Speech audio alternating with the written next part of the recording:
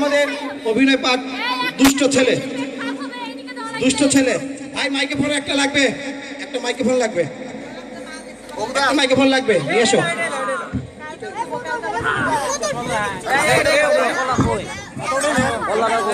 দুষ্ট ছেলে কে বাবা গৌতম, মাইক্রোফোন একটা লাগবে ভাই।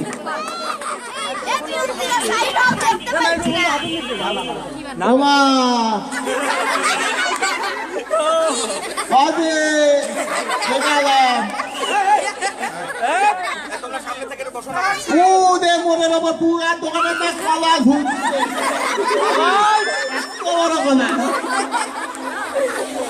কত বড়, এত বড় ঝুলতিছে, এই বড় ঝুলতিছে। কি হচ্ছে? টাকা দাও, 10 টাকা। কি হবি? পুয়ার দোকানে এই বড় কলা খাইয়ে আসি। এখন টাকা ঢুকানো যা, এখন যাতো থেকে টাকা দিয়ে পকেট টাকা নিয়ে পুয়ার দোকানের এই বড় কলা কিনতে গেলাম। হ্যাঁ, কলা কিনে দিয়ে আসি। টাকা বাবার পকেট থেকে মারিনি, 10 টাকা।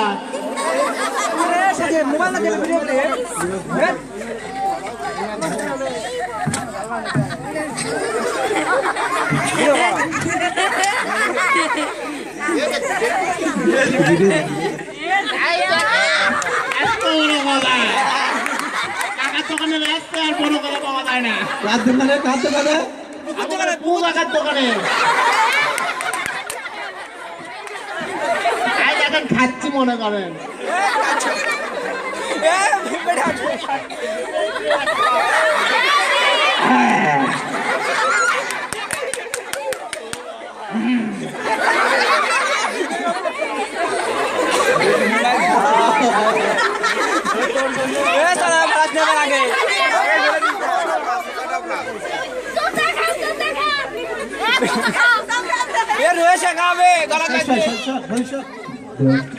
আমার শব্দটা না শুনে যাবে,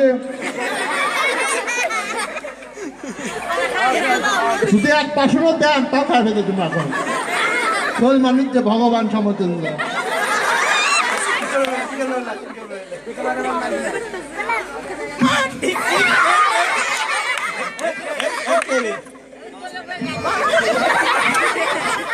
দশ টাকা দেখি কুকুরের দোকানে এই বড় কলা কি ফেলে দিতে পারি না, রাস্তায় ফেলে দেবো। লোকজন তাকে তাকে দেখবি, 10 টাকা পড়বি,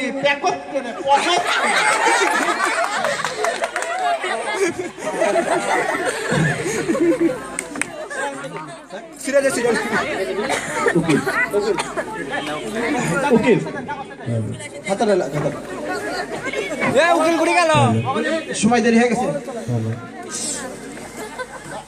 অফিস যাওয়া লাগবে, এমনি দেরি হয়ে যাচ্ছে।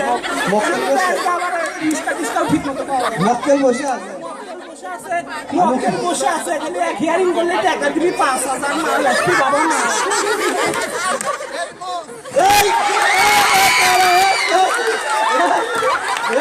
কি হলো রে, কি হলো রে? কিছু বলার কথা করছে কি? 1932 সালে 64 একবার মার্ডার কেসের নাম করে ফেলে দিছে। হাই আসলে করছে কি রে? এখন তো এটা কে করলো? এটা কোন বাড়ির লোকের কাম? এবার ফাঁসি দেওয়া লাগবে। মানুষ মনে ধরে কি হয়, কি করে তুইছে লোয়ার কোর্টের থেকে হাইকোর্ট পর্যন্ত এই বিষয়টা আমার তোলা লাগবে, নাহলে মানুষজন ঠিক হচ্ছে। এটা আজকে দেখা লাগবে এই বিষয়টা, আজকে এটা নিয়ে আমি হিয়ারিং করবো বাবা। যা হয় হোক, দেরি হয়ে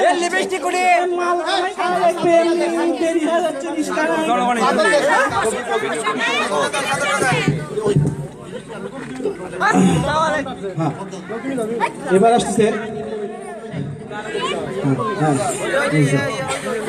এই যে গৌতম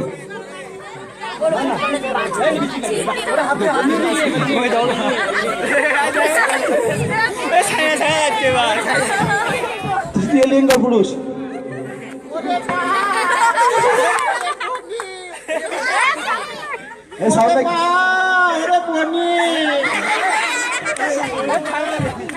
লিপস্টিক লাগাই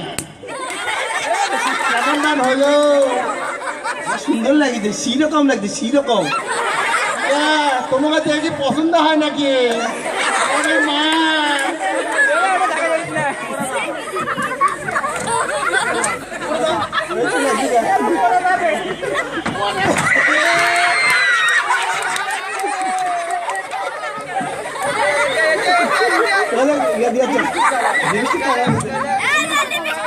কোন পাঠা আলা পাঠা ব্যাগ ফেলে খেয়ে গেছে কলার চোখা এমন কলার চোখা এটা কার দোকানের চোখা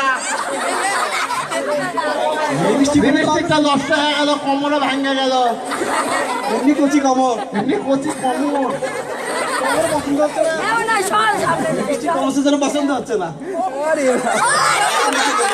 কোন দোকানের লিপস্টিক মানে নষ্ট কামা মনে পাথরের গোলা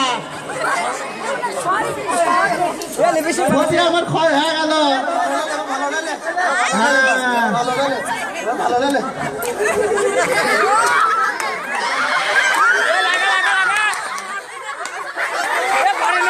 কেমন লাগছে পড়ে গেছি বাবারে লিপস্টিক ছিল না যেন পছন্দ হয়নি তোমার বুঝছো আপনি এবারে বেশি করে লিপস্টিক পায় না দাদা তোমার যে কথা আমাকে হাজার মাল বাদ দিয়ে আমাকে পছন্দ আছে তোমাকে তো দরকার হয় কে আমার মতন তো আরো 50টা আছে এলাকা জুড়ে তুমি এক নম্বর তুমি একটাই বুঝছো আর রে তুমি এরকম করে ছবি তো দেখা কমনি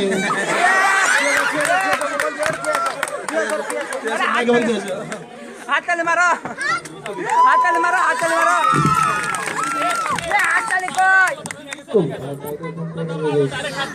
কবি সকালে উঠে আমি মনে মনে বলি সারাদিন আমি যেন ভালো হয়ে চলি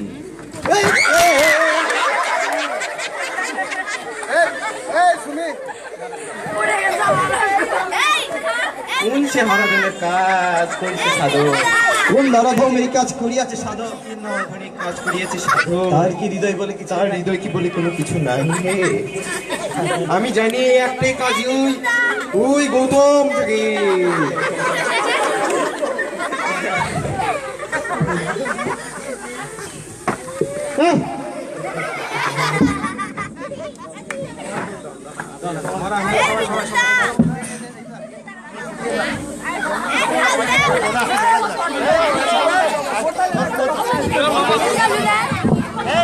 আমি ওগুলো মতো নাই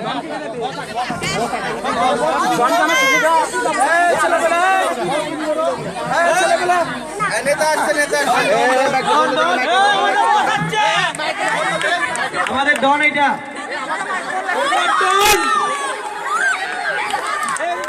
সিম্পাটির ডন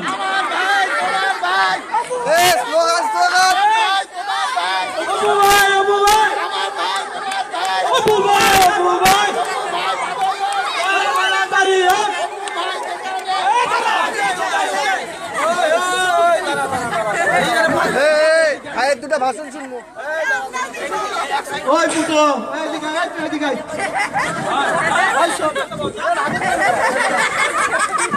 তোরা যে কইছিলাম ওই পাশের মসজিদ বাড়ি করতেছে ওর কথা গাইছিল তো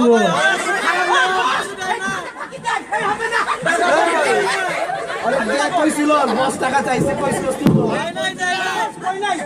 এই কষ্ট করে তুই কাজু ফাকি দাও কাল ঘুরতে গেছিল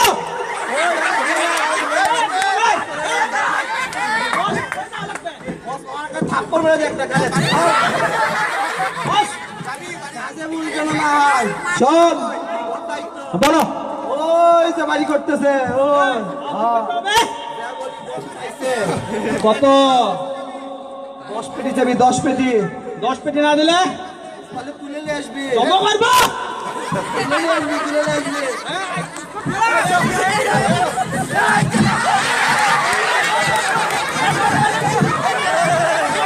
এই, আমাদের বস বোয়া এই হবি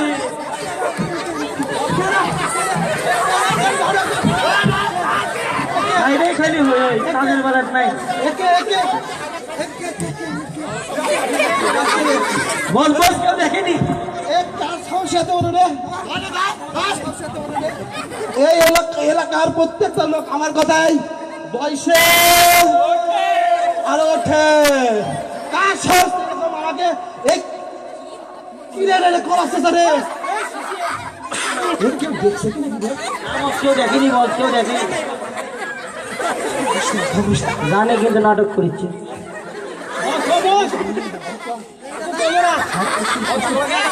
সব নাটক কাকু করেন নাকি? চলো কিরে দেবো রে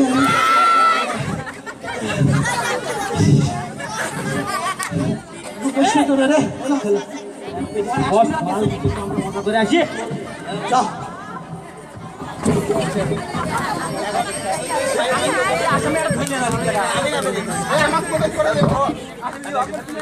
উপস্থিতি শুধু আমরা এতক্ষণ সামাজিক অবক্ষয়ের একটা চিত্র এই কলাচর্চার মধ্যে তুলে ধরার চেষ্টা করলাম।